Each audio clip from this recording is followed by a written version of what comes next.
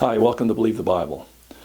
The book of Galatians, Paul deals with the subject of bondage.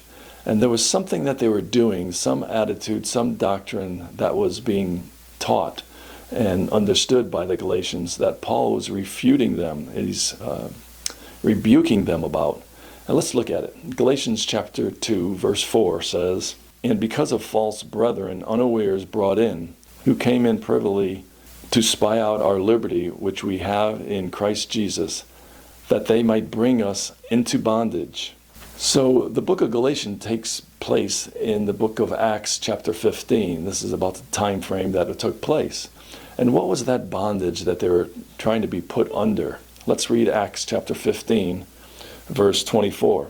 "For as much as ye have heard that certain which went out from us have troubled you with words, subverting your souls, saying that ye must be circumcised and keep the law, to whom we gave no such commandment." So the bondage here was the bondage of the law, being put under the law. Now I've talked to a number of people that have said that we need to keep the law and that we are under the law.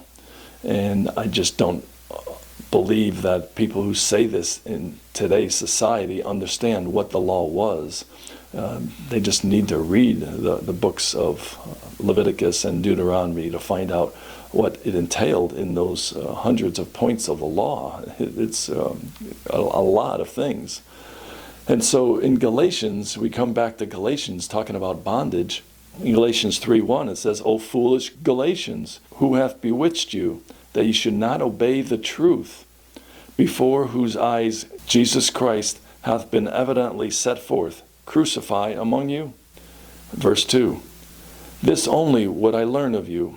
Receive ye the Spirit by the works of the law, or the hearing of faith?" So the Galatians were putting themselves back under the law. And was it the law that saved them, or was it faith? Paul is asking the question. Let's read on. Galatians 4:1, "Now I say that an heir, as long as he is a child," and here Paul's giving an example, a comparison of the law and grace, "as long as he is a child, differeth nothing from a servant, though he be Lord of all." Galatians 4:2, "But he is under tutors and governors, until the time appointed of the Father. Even so we, when we were children, were in bondage under the elements of the world. But when the fullness of time was come, God sent forth his Son, made of a woman, made under the law." So Paul is saying here that we are no longer under a governor and tutor.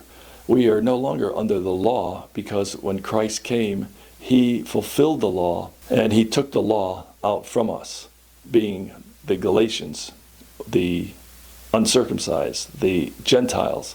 He wasn't saying that he was ending the law for the nation of Israel, because the nation of Israel will continue in the law in the tribulation period, and they actually continued in the law in the book of Acts, as you would read. So where does that leave us? Galatians 5:1 says, "Stand fast therefore in the liberty wherewith Christ hath made us free, and be not tangled again with the yoke of bondage." The yoke of bondage, that yoke was the law that connected us with God, or I should say Israel with God. That was the yoke. And we are not under that bondage any longer. We are under grace. If you read Romans chapter 11, verse 6, it tells us that grace is no longer grace if it's by works, and works is no longer works if it's by grace. The two cannot simultaneously save us. It has to be one or the other. And for Israel, it was by faith doing works under the law. But for us, it's by faith in believing in Christ's death, burial, and resurrection. So don't put yourself under the law. Don't put yourself under bondage, the curse of the law, as it says in Galatians. We are under the liberty that Christ has made us free. Thank you for your time. You have a good day.